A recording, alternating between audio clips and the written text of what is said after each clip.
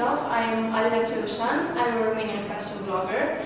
I've been blogging for 6 years now, and actually my blog started as an exam at college because I studied communication and PR in Cluj. Studying trend forecasting here at Marangoni in a short summer course. I've recently started the fashion series on YouTube, and I think interviewing you, the Director of Education at Istituto Marangoni in Firenze, I understand.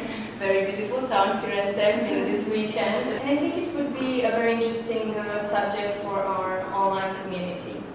So, without further ado, let's jump into the questions, guys. To start, tell us a little bit about yourself. How did you start working as a teacher here at Marangoni? Was this something you always wanted, something you planned maybe, or it just happened along the way? Yeah. So first of all, I studied in Marangoni, so I'm a student. I studied fashion design. After my graduation, I started to work in Prada as a designer for Miu Miu. And I continued as a designer basically for some years. It was not in my plan to become a tutor, even if I have to say that I developed a sort of affection with the school, so yeah. I was in touch with my tutors, with my classmates. I remember when I was working the company, sometimes I was missing my lunch break just to come back to school and say hi to my tutor and say how I was going at work. And it was during one of these days, a year and a year later, that one of my ex-tutor told me, have you ever thought about coming back teaching here? And actually, when she told me this, I figured out that as possibility could be very nice because I was still really feeling this place as my second home. Yeah. But I didn't know how it was to stay on the other side, you know, when you're a student. Yes. But actually, I started with few lessons of drawings and research, and then it became my main job because I discovered that I really love this job. Probably not more than design, but let's say at the same level, because working with students is even more probably enriching because it's not a matter of saying your own, passing your knowledge. It's not about that. It's a matter of exchange. So you bring your experience, but also you can be enriched by their experience. So it's a 50-50. So you always keep learning, let's exactly. say. Yeah. And probably to teach you should even be more updated, informed, because you have to bring something new to class and to your students that now your generation especially is even more updated. I mean, it's very challenging. Yeah.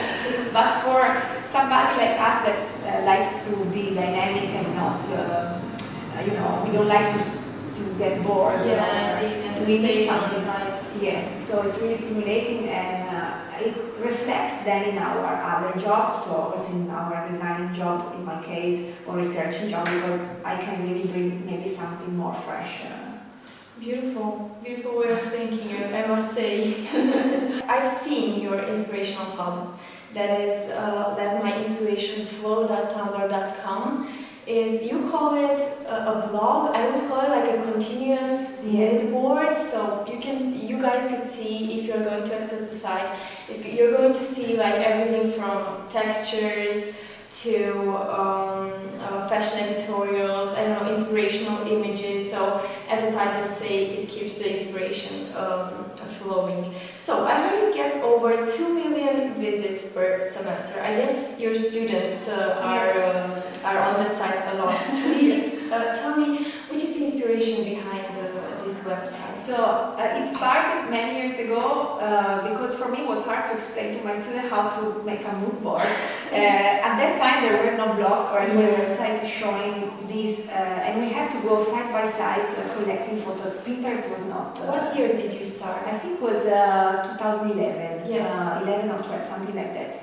And I had on my computer folders with thousands of images that were already organized by themes, by color, by shapes.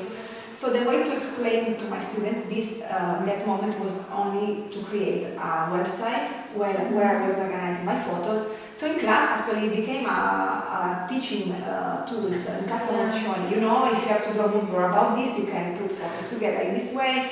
And the main purpose was to show students how you can connect images that originally were not related, but actually once you put them together, they look coming from the same inspiration basically. because they have a similar color, shapes, or anything else.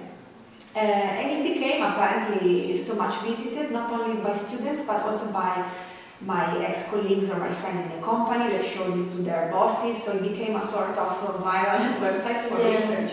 I would like to have more time now to keep updating it, but unfortunately, as you can imagine, it takes a lot of time. That's what I wanted to ask, how often do you update it? Because I know when you're starting like pinning images or just searching, the inspiration does really flow and you can just stop, you know? Yes. So now since my other duties, let's say, are very intense, I cannot update it very often, but I want to go back on updating it at least once a month, at least, because the fact is that I have thousands of photos ready to be uploaded, but it takes time to put them in the right sequence. Friends and students that are waiting the time updates, and when I update some photos, I receive immediately messages saying thank God finally. Because I have a sort of I don't know what to say, but I like to put everything in the right order. Yeah, so organize things. Yes. I've seen, because everything is color coordinated, so if she's starting working with pastels, it's going to be pastels for like 40 images or so. I mean, it's not going to change. If it's black and white, it will be the same. So My house is the same. I can really relate to you on that topic, you know. Yeah. So you've mentioned you've got a lot going on right now. It's been a year since you became the Director of Education at Istituto Marangoni in Firenze. What can you tell us about the teaching process here at Istituto Marangoni, and how do you think, not yours method, let's say, but the teachers' methods are different from the other fashion schools? Well, what I think is different that I have experienced first as students and I try to apply in my classes is the relationship with the students. I mean, we have classes that are not bigger usually than 20 students, so we don't have these huge classes where you have, you know... Yeah, so it's more intimate. Exactly. So, of course, you develop a relationship with your students or with your tutors. The care we have in checking your work time by time, class by class, is, we think, the only way to help you to develop your taste, your skills, your potential, because it's an ongoing exchange of ideas. And also you become more confident in talking about your ideas in front of even other people. In a big class, of course, this maybe is not so possible. So I think this is the main difference. And imagine, after years of this experience with us, of course you remain in some way attached to us, and it's the both from both sides the same. That was actually what I felt with our trend forecasting, because we've been 5, now we're only 4 students, and the atmosphere is really intimate, and professors do have the time to check on each of us with the updates and what we've been working on and so on and so forth. The atmosphere here at Marangoni is really relaxed, and yeah, it's a really nice place, yeah, I have to say. So I'm currently studying the trend forecasting short summer course here at Marangoni, and we just came back from Milano Unica. We've seen there a big focus on sustainability and the way we recycle and reuse materials. How do you think trends will evolve in the next season, let's say, while thinking about sustainability? I think, and I hope it will become a bigger trend, because I've seen this already evolving in this direction in the last seasons. And especially now it's becoming really a thing, because I see this reflecting into our classes, in our students, and new generations are also very sensible about this matter, not just people in the industry. So I think it's becoming, maybe because of the internet and the sharing of information, probably more viral. Yeah. And also these companies doing new kind of fabrics coming from, for example, the recycle of the plastic, and so are not anymore considered, you know, as maybe in the past, something not cheap, I want to say, but not used by the fashion famous brand. Now this awareness has become so necessary that I think it's a run in a way that everybody should be updated in that way. So every brand should be working to this problem. Starting at least from the processes of, you know, the production processes, so the environment impact of the production processes, the materials, the fibers, also the fact that the fashion in the last years went in a direction of producing more and more and more in a faster and faster way, but we were wondering, but all these things, where are going to go at the end? Yes, what we do with all this stuff at the end. So I think once the process is started, it's hard to stop it. So I hope and I think that the trend is becoming bigger in this sense. Yeah. Then the way it is going to be applied, it depends on the company. But I've seen also so many new young designers already starting with an idea of a brand that is already considering this aspect. Which is great, actually. Yes. Yeah, it's very great. And we've also seen some studies where, you know, let's say by 2020, Generation Z will be like the main customer, let's say. Exactly. So as a consumer behavior, they are very interested in where the materials come from, how the brand is manufacturing, and so on and so forth. So this is going to be a subject of interest in the future, if it's not already now. Yeah, it takes time, but I think young generations, probably because they have also to think about their future, and they can make a change that maybe the previous generation were not able to do. Maybe they were not thinking about the consequences of what they did. So now I think it's becoming something bigger. And internet is helping. Exactly. As you have mentioned, I wanted that to be a surprise, but you mentioned it in the first response. You've previously worked at Prada as a junior designer in their Miu Miu style office. Could you tell us a bit about this experience, how it was, what have you learned there? First of all, I think my passion is drawing. It's probably a thing I can do better, but I have to say that working there and drawing so many hours a day, every day, it really speeded up my drawing skills. So you learn basically how to draw something that really may work well at the first time. Once you don't have experience at the beginning, you have to draw a lot and do many different sketches that you actually don't know how they will look in reality. The more experience you get, the more you're sure once you sketch something exactly, how it will look at least in reality. So once you work in a company like this, you have to develop this kind of vision where really what you sketch in your mind is already visible in reality, so you already avoid some problems or mistakes and so on.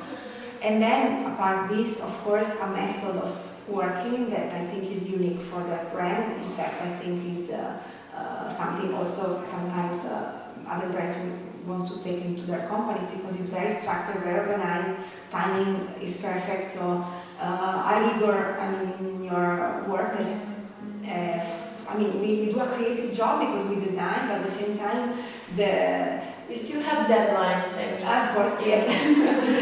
So you really learn how to balance the two aspects, because it's very different than school. Even if I have to say school prepared me to face that kind of company, but the way you learn to manage your time and the amount of work that you can imagine how much it is, it's unique, because really then I think you can do whatever you want. You can even do many things in parallel, learn which are the priorities and the time it takes to do each thing. So you can really plan well what to do first and second, and never, always deliver in time. Yes. So I think this should be something they really teach you in school, like time management and how to be productive and work ethics, let's say. But anyhow, we keep learning these things after school, let's say. So it's more after school and with internships and future jobs. Also the way you develop a collection, the approach, the creative approach is different in any brand, depending on the main designer.